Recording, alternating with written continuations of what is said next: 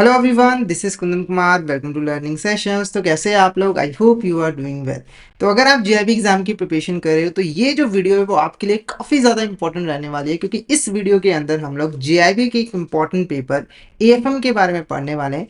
इस लेक्चर के अंदर हम लोग एएफएम के एक important topic basic accountancy procedures के बारे में पढ़ेंगे और इससे रिलेटेड कुछ इंपॉर्टेंट क्वेश्चंस और कॉन्सेप्ट्स को डिटेल में डिस्कस करेंगे। तो आज का जो सेशन है वो काफ़ी ज़्यादा इंपॉर्टेंट रहने वाला है, तो इस सेशन को आपको शुरू से लेकर एंड तक ज़रूर देखना है और अपने फ्रेंड्स एंड कलीग्स के साथ भी ज़रूर शेयर करना है ताकि वो भी इस सेशन का बेनिफिट ले सके। अब फटाफट से बिना किसी देरी के सेशन को स्टार्ट करते हैं। तो सबसे पहले बेसिक अकाउंटेंसी प्रोसीजर होती क्या है, इसका हम मतलब समझ लेते हैं। तो देखो, कोई भी काम हो, हर काम को करने का एक प्रोसीजर होता है। ऐसे ही अकाउंटिंग को करने का भी एक प्रोसीजर होता है जिसको हम फॉलो करते हैं अकाउंटिंग करते वक्त। ठीक है, बेसिक अकाउंटिंग प्रोसीजर के अंदर बेसिकली यहाँ पर कुछ रूल्स, प्रिंसिपल्स और रेगुलेशंस आ जाते हैं जिनको हम फॉलो करते हैं जब भी हम अकाउंटिंग जो है वो करते हैं। ठीक है, इन रूल्स और प्रिंसिपल्स को हम ब्रॉडली टू कैटेगरीज में डिवाइड कर सकते हैं। एक होता है अकाउंटिंग कॉन्सेप्ट और एक होता है अकाउंटिंग कन्वेंशंस। ठीक है, और इन सबको हम फॉलो करते हैं जब हम अकाउंटिंग जो है वो करते हैं। तो इस लेक्चर के अंदर हम लोग अकाउंटिंग कॉन्सेप्ट्स और अकाउंटिंग कन्वेंशंस के बारे में ही पढ़ने वाले हैं। ठीक है, तो आई होप आपको बेसिक अकाउंटेंसी प्रोसीजर का मतलब समझ आ गया होगा। तो ये बेसिकली कुछ रूल्स एंड रेगुलेशंस होते हैं जिनको हम फॉलो करते हैं अकाउंटिंग करते वक्त। ओके, तो फर्स्ट क्वेश्चन हमारा आज का देखो, which concept state that business and its owner are separate entities. तो हमारा कौन सा यहाँ पर अकाउंटिंग कॉन्सेप्ट है जो कि बताता है कि जब भी हम अकाउंटिंग करेंगे तो जो बिजनेस है और उसका जो ऑनर है उसको हम दो सेपरेट एंटिटीज जो है वो मानेंगे। तो कौन सा कॉन्सेप्ट है, फटाफट से चैट बॉक्स में आंसर बता दीजिए इसका।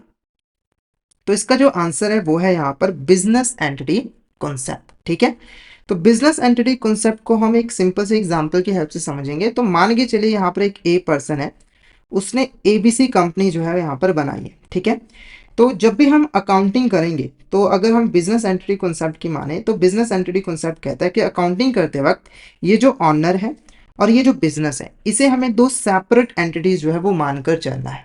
इसीलिए जो भी पैसा ऑनर बिजनेस के अंदर लगाएगा वो बिजनेस के लिए क्या होगी, एक तरह की यहाँ पर लाइबिलिटी होगी। ठीक है, जिसकी पेमेंट उसे कुछ टाइम के बाद जो है वो करनी है। ठीक है, तो सिंपल सा कॉन्सेप्ट है कि आपको अकाउंटिंग करनी है तो आपको बिजनेस और ऑनर को दो सेपरेट एंट्रीज जो है वो मानकर चलनी है। ओके, नेक्स्ट बात करते हैं, what happens when the owner invest money in the business according to the business entity concept. ठीक है, तो जब भी एक ऑनर बिजनेस के अंदर पैसा इन्वेस्ट करता है तो क्या होता है, हम उसे कैसे रिकॉर्ड करते हैं बिजनेस एंटिटी कॉन्सेप्ट के अकॉर्डिंग। बताइए इसका आंसर क्या होगा। तो इसका आंसर है it is recorded as a liability of the business. मैंने आपको पहले ही बता दिया कि जो बिजनेस एंटिटी कॉन्सेप्ट है वो कहता है कि जो ए पर्सन है यानी कि जो ऑनर है और जो एबीसी कंपनी यानी कि जो बिजनेस है वो दो सेपरेट एंटिटीज है। तो ए पर्सन जो भी पैसा कंपनी के अंदर लगाएगा वो कंपनी के लिए एज अ लाइबिलिटी होगी। ठीक है, जैसे एग्जाम्पल के मान के चलिए ए और बी दो पर्सन है। ठीक है, ये दो सेपरेट एंटिटीज है। ए ने बी को 50 लाख रुपए का यहाँ पर लोन दिया। ठीक है, तो ये जो 50 लाख रुपए है बी के लिए क्या है, एक तरह का यहाँ पर लोन है जिसकी रीपेमेंट उसे कुछ टाइम के बाद यहाँ पर जो है वो करनी होगी। ठीक है, ऐसा क्यों है, क्योंकि ये दो सेपरेट एंटिटीज है। जैसे अगर मान के चले एक ए पर्सन है, उसका एक बेटा है बी पर्सन, ए ने बी को 100 रुपए दिए, तो क्या ये बी पर्सन की लायबिलिटी होगी? नहीं। क्यों? क्योंकि ये एक ही एंटिटी है।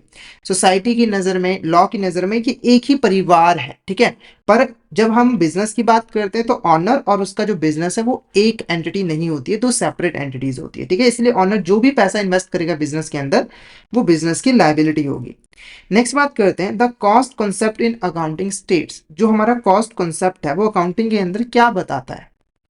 तो इसका जो करेक्ट आंसर है वो है हमारा asset should be recorded at their original cost of acquisition. यानी कि बिजनेस के अंदर आपकी जितने भी यहाँ पर एसेट्स हैं उनको बुक्स ऑफ अकाउंट के अंदर उनकी जो ओरिजिनल कॉस्ट है जो कि आपने इनकर की थी उसे एक्वायर करते वक्त उसी वैल्यू पे एसेट को जो है वो रिकॉर्ड करोगे।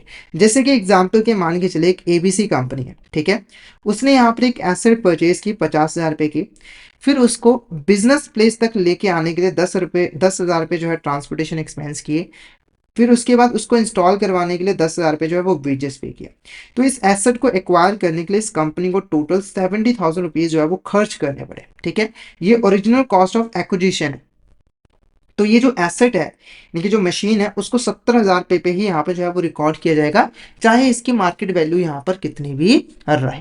तो कॉस्ट कंसेप्ट सिंपली बोलता है कि आप जो भी एसेट्स को परचेज करो, ठीक है, कोई भी एसेट्स आपने परचेज की है, तो उसकी जो ओरिजिनल कॉस्ट है जो आपने इनकर की है उसे एक्वायर करने के लिए, उसी वैल्यू पे आप उसको बुक्स ऑफ अकाउंट के अंदर जो है वो रिकॉर्ड करोगे। ठीक है, उसके बाद देखो, which concept ensure only transaction measurable in monetary terms are recorded in the accounts. कौन सा हमारा कॉन्सेप्ट है जो कि हमें बताता है कि सिर्फ वही ट्रांजेक्शन जिनको हम मॉनेटरी टर्म्स में कैलकुलेट कर सकते हो, उनकी मनी की टर्म्स में वैल्यू को डिटरमाइन कर सकते हो, उन्हीं को हमें बुक्स ऑफ अकाउंट के अंदर रिकॉर्ड करना है। कौन सा कॉन्सेप्ट है? तो इसका जो आंसर है वो है हमारा यहाँ पर money measurement concept is a correct answer. ठीक है, मनी मेजरमेंट कॉन्सेप्ट सिंपली कहता है कि जितनी भी एक्टिविटीज और ट्रांजेक्शन हो रही है आपके बिजनेस के अंदर, ठीक है, अगर आप उनकी मॉनेटरी टर्म्स में वैल्यू निकाल सकते हो तब तो आप उसे बुक्स ऑफ अकाउंट में रिकॉर्ड कर लीजिए, अदरवाइज आप उसे बुक्स ऑफ अकाउंट में रिकॉर्ड नहीं कर सकते हो। जैसे एग्जाम्पल के लिए आपने यहाँ पर वेजेस पे किए हैं 50,000 रुपए के, ठीक है, तो देखो इस ट्रांजेक्शन की आप मॉनेटरी टर्म्स में वैल्यू निकाल सकते हो, कितनी है? 50,000 रुपये। तो इसे आप बुक्स ऑफ अकाउंट में रिकॉर्ड करोगे।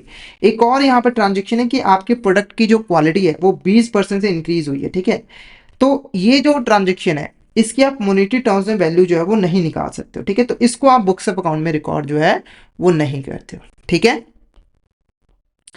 नेक्स्ट क्वेश्चन देखो, the matching concept in the accounting states that. जो मैचिंग कॉन्सेप्ट है वो अकाउंटिंग के अंदर हमें क्या बताता है?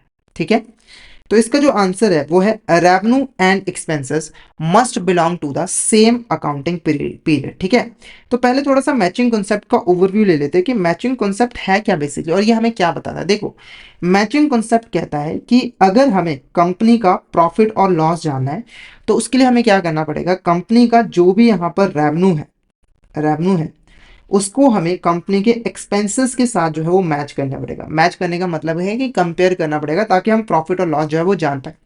जैसे कि मान के चलिए कंपनी का जो रेवेन्यू है वो यहाँ पर 20,000 रुपये है, 2 लाख रुपए है, और जो एक्सपेंसेस हैं वो 1 लाख रुपए। तो हम इसे मैच करेंगे, कंपेयर करेंगे, और जो डिफरेंस है जैसे 1 लाख रुपए ज्यादा है रेवेन्यू तो ये आपका यहाँ पर प्रॉफिट जो है वो होगा, ऐसे ही आपका लॉस भी निकलेगा अगर आपके एक्सपेंसेस यहाँ पर ज्यादा होंगे। ठीक है, एक तो ये चीज कहता है मैचिंग कॉन्सेप्ट कि आप रेवेन्यू को एक्सपेंसेस के साथ कंपेयर करोगे, मैच करोगे।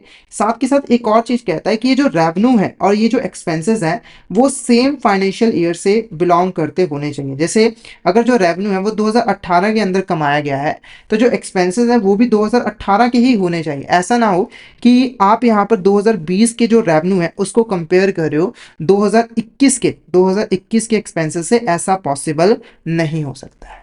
ठीक है, तो जो रेवेन्यू और एक्सपेंसेस को आप आपस में मैच कर रहे हो ना वो सेम फाइनेंशियल ईयर से जो है वो होने चाहिए।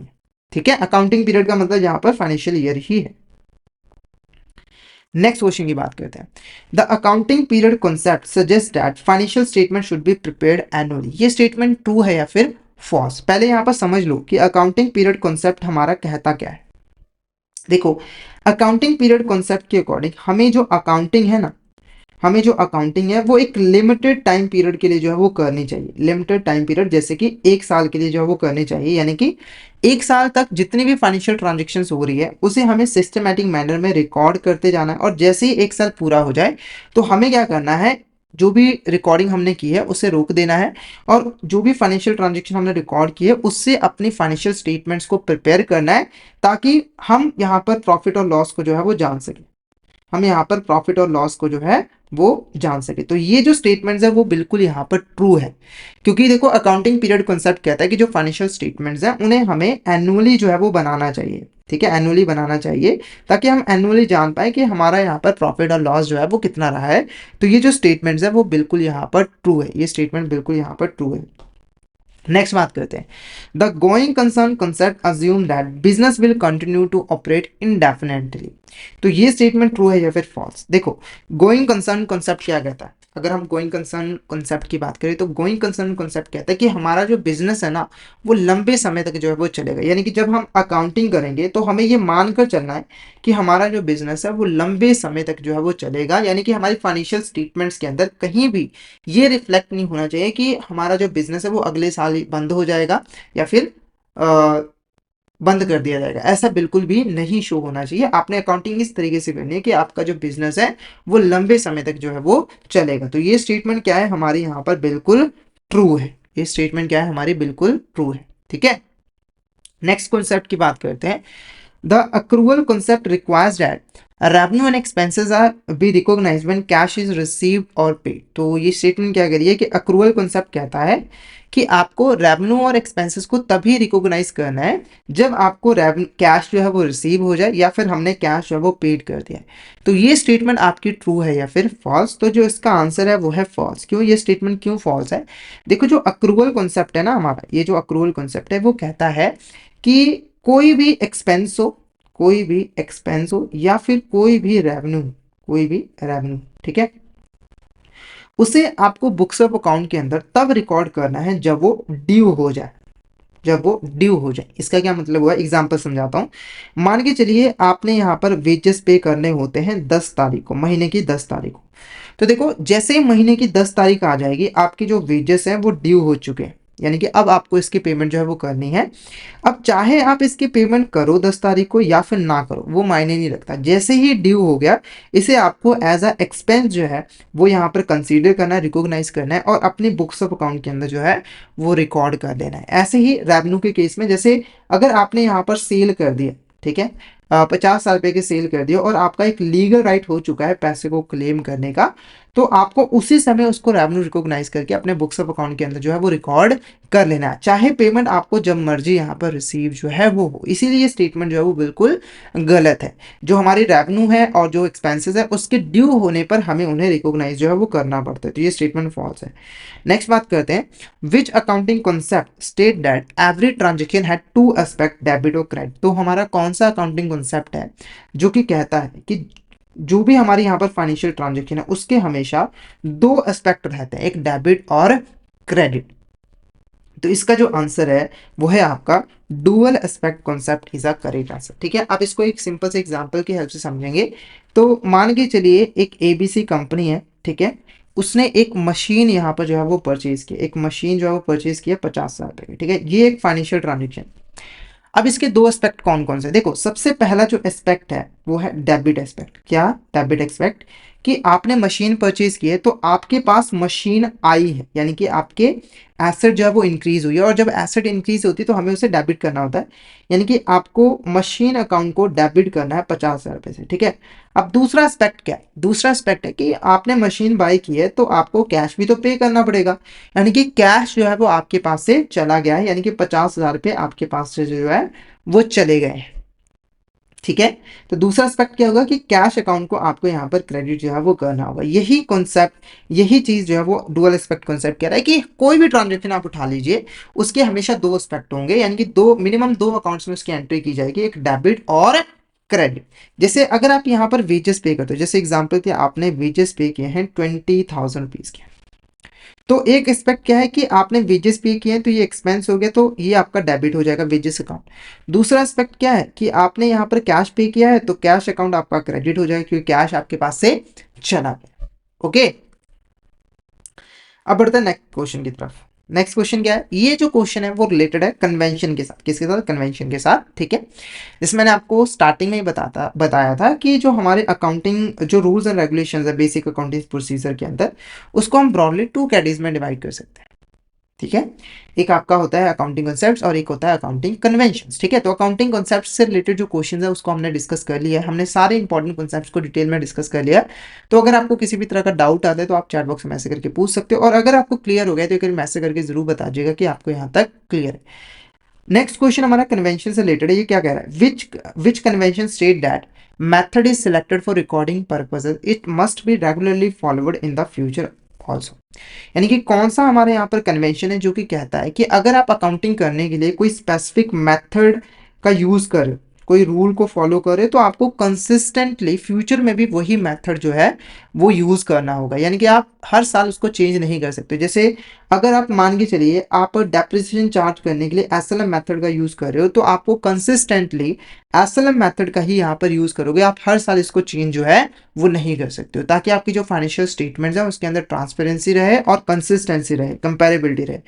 तो इसका जो आंसर है वो है convention of consistency. Convention of consistency कहता है कि जो भी रूल्स आप फॉलो करें, जो भी मेथड फॉलो करें, उसको आपको कंसिस्टेंट बेसिस पे जो है वो फॉलो करना है, ठीक है। तो कंपेरेबिलिटी ताकि जो है वो बनी रहे।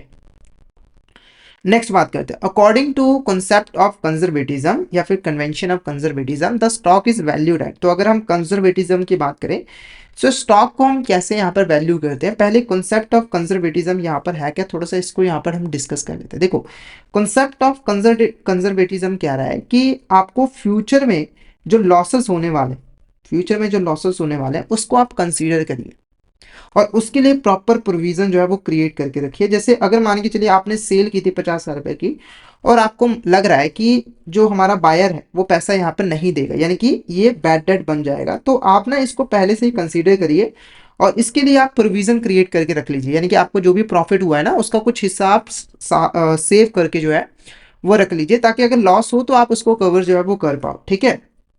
पर साथ के साथ ये भी ध्यान रखना है कि आपको जो फ्यूचर में रेवेन्यूज होने वाले हैं, यानी कि आपको लग रहा है कि आपको फ्यूचर में रेवेन्यूज हो सकते हैं, उसे आप कंसीडर जो है वो नहीं करोगे, उसे आप कंसीडर जो है वो नहीं करोगे, क्योंकि अगर आपने ऐसा किया तो अगर रेवेन्यू बाई चांस नहीं मिला आपको तो उससे तो आपको लॉस हो जाएगा, ठीक है। तो प्रॉफिट आपका ओवर स्टेटेड ना रहे इसके लिए आपको रेवेन्यू को कंसीडर नहीं करना है, पर लॉसेस को जरूर यहाँ पर कंसीडर जो है वो करना है, ठीक है। अगर रेवेन्यू नहीं भी होगा तो कंपनी के ऊपर इतना ज़्यादा इंपैक्ट नहीं पड़ेगा जितना लॉस का इंपैक्ट जो है वो पड़ जाएगा। तो अगर हम कॉन्सेप्ट ऑफ कंजर्वेटिज्म की बात करें तो जो स्टॉक है उसको मार्केट प्राइस और कॉस्ट प्राइस इसमें से जो भी लोअर होता है उस प्राइस पे जो है वो रिकॉर्ड किया जाता है। जैसे अगर मार्केट प्राइस 900 है स्टॉक का और जो कॉस्ट प्राइस है वो 800 रुपये है, तो जो कम है यानी कि जो 800 है उसके ऊपर जो है स्टॉक को रिकॉर्ड करके रख लिया जाएगा। नेक्स्ट बात करते हैं, the convention that emphasizes disclosure of all relevant information in financial statements is। कौन सा यहाँ पर कन्वेंशन है जो कि कहता है कि एक बिजनेस से रिलेटेड जितना भी रेलेवेंट और इंपॉर्टेंट इंफॉर्मेशन है उसे हमें फाइनेंशियल स्टेटमेंट में फुली डिस्क्लोज जो है वो करना पड़ेगा। तो इसका जो आंसर है वो है कन्वेंशन ऑफ फुल डिस्क्लोजर। देखो, जो कोई इन्वेस्टर है, जब भी कोई इन्वेस्टर हमारी फाइनेंशियल स्टेटमेंट को देखता है, उसको पढ़ता है, उसे स्टडी करता है, किस लिए करता है, ताकि वो हमारे बिजनेस के बारे में इंपॉर्टेंट इन्फॉर्मेशन ले सके और उसके बेस पर डिसीजन ले सके कि उसे बिजनेस में इन्वेस्ट करना है, कंपनी में इन्वेस्ट करना है या फिर नहीं करना है, ठीक है। तो इसीलिए ज़रूरी है ना कि फाइनेंशियल स्टेटमेंट्स के अंदर बिजनेस से रिलेटेड सारी की सारी जो इंपॉर्टेंट और रेलिवेंट इन्फॉर्मेशन है वो फुली यहाँ पर डिस्क्लोज की जाए, ताकि इन्वेस्टर के साथ फ्यूचर में किसी भी तरह का फ्रॉड वगैरह जो है वो ना हो सके, ठीक है। तो इसीलिए जितनी भी इंपॉर्टेंट इन्फॉर्मेशन है, जैसे कि मान के चलिए कितना प्रॉफिट कमाया, कितनी एसेट्स है और डेप्रिसिएशन कितना चार्ज किया गया, वो सारी चीज़ें जो है फुली डिस्क्लोज जो है वो करनी ज़रूरी है, ठीक है। नेक्स्ट क्वेश्चन की बात करते हैं, the concept of materiality suggest. जो हमारा यहाँ पर कॉन्सेप्ट ऑफ मटेरियलिटी है ये यहाँ पर क्या सजेस्ट करता है। कॉन्सेप्ट ऑफ मटेरियलिटी, देखो सबसे पहली चीज मटेरियलिटी का मतलब यहाँ पर क्या है, इंपॉर्टेंट। क्या है यहाँ पर इंपॉर्टेंट, जो कि ज़रूरी हो, ठीक है। तो इस कॉन्सेप्ट के अकॉर्डिंग हमारी जो फाइनेंशियल स्टेटमेंट है वो इस तरीके से प्रिपेयर की जाएगी कि उसके अंदर सिर्फ और सिर्फ इंपॉर्टेंट इंफॉर्मेशन ही डिस्क्लोज की जाए जो कि डिसीजन मेकिंग के लिए ज़रूरी हो, यानी कि कोई भी इररेलेवेंट इंफॉर्मेशन जिसकी हमें ज़रूरत नहीं है उसे हमें फाइनेंशियल स्टेटमेंट में शो नहीं करना है। जैसे नॉर्मली आप देखोगे कंपनीज की जो बैलेंस शीट्स होती है, प्रॉफिट एंड लॉस अकाउंट्स होते हैं, वो छोटे होते हैं, मतलब कि इतने डिटेल में नहीं होते हैं। क्यों? क्योंकि उसमें सिर्फ रेलेवेंट इन्फॉर्मेशन ही दी जाती है। अब मान के चलिए कोई यहाँ पर वर्कर्स है, ठीक है, और उनके बीच में आपस में लड़ाई हो गई, तो क्या ये इन्फॉर्मेशन हमें फाइनेंशियल स्टेटमेंट में शो करने की जरूरत है? नहीं। अगर ऐसी इन्फॉर्मेशन हम शो करने लगे तो हमारी फाइनेंशियल स्टेटमेंट बहुत बड़ी बड़ी बन जाएंगी और जिसको स्टडी करना इन्वेस्टर के लिए काफ़ी ज़्यादा डिफिकल्ट टास्क जो है वो हो जाएगा। तो इसीलिए कोशिश की जाती है कि सिर्फ और सिर्फ जो इम्पोर्टेंट इन्फॉर्मेशन है, जो मटेरियल इन्फॉर्मेशन है, वही यहाँ पे जो है रिकॉर्ड करके फाइनेंशियल स्टेटमेंट में रखी जाए, ताकि जो इन्वेस्टर्स है उसको स्टडी करके इंपॉर्टेंट डिसीजन वगैरह जो है वो ले सके। तो ये हमारे कुछ यहाँ पर अकाउंटिंग प्रोसीजर्स थे, कॉन्सेप्ट थे। आंसर भी देख लीजिए, only significant information that could influence the decision should be disclose, ठीक है। तो यहाँ पर हमने कुछ इंपॉर्टेंट कॉन्सेप्ट्स और कन्वेंशंस के बारे में डिटेल में जो है वो पढ़ लिया है। तो आई होप आपको यहाँ तक क्लियर हो गया होगा। किसी भी तरह का अगर आपको डाउट आता है तो आप चैट बॉक्स से मैसेज करके पूछ सकते हो, और अगर आपको क्लियर हो गया तो एक बार मैसेज करके जरूर बता दीजिएगा कि आपको यहाँ तक क्लियर जो है वो हो गया है। ठीक है, तो हमने बेसिकली क्या क्या चीज़ें यहाँ पर पढ़ी। सबसे पहले हमने बेसिक अकाउंटेंसी प्रोसीजर का यहाँ पर मतलब समझा।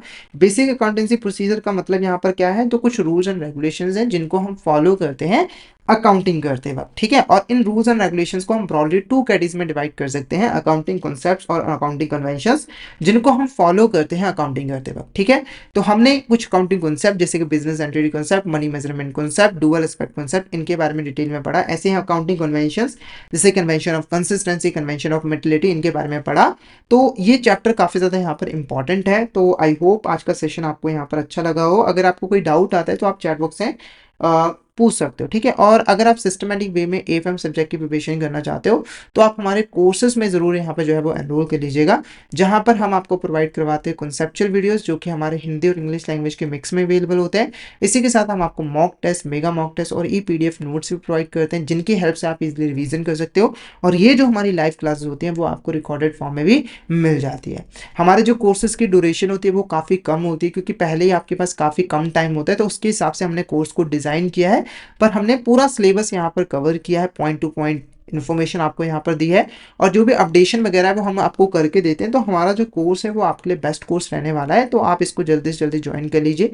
हमारे जो कोर्सेज है वो इजीली एक्सेसिबल है, आपको हमारे ऐप प्ले स्टोर और ऐप स्टोर दोनों ही जगहों पर मिल जाएंगे। आपको जस्ट टाइप करना है लर्निंग सेशन आईबीएफ एग्जाम्स, और इन ऐप के थ्रू आप हमारे कोर्सेज में एनरोल कर सकते हो। और अगर आप अभी हमारे कोर्स में एनरोल करते हो तो आपको लगभग 82% तक का ऑफ मिल जाएगा, जिसके लिए आपको कूपन कोड यूज करना होगा कुंदन। ठीक है, KUNDN, इस कूपन कोड का यूज करोगे तो आपको 80 अप टू 82% तक का ऑफ मिल जाएगा। और हमारे टेलीग्राम चैनल को भी जरूर ज्वाइन कर लीजिएगा, क्योंकि हम इसमें एग्जाम से रिलेटेड, क्लासेस रिलेटेड जितने भी इंपॉर्टेंट अपडेट्स हैं वो डालते रहते हैं। और अगर आपको भी किसी भी तरह की क्वेरी होती है तो आप इस चैनल पे हमें मैसेज कर सकते हो। तो टेलीग्राम चैनल को यहाँ पर जरूर जो है वो ज्वाइन कर लीजिएगा। ठीक है, तो आज के लिए इतना ही। आई होप आज का जो सेशन है वो आपको अच्छा लगा होगा। अगर सेशन अच्छा लगा तो सेशन को लाइक कर देना, हमारे चैनल को सब्सक्राइब कर देना और शेयर जरूर कर देना अपने फ्रेंड्स के साथ, कलीग्स के साथ, ताकि वो भी इस सेशन का बेनिफिट जो है वो ले सके। तो आज के लिए इतना ही, मिलते हैं नेक्स्ट क्लास में। Thank you so much everyone.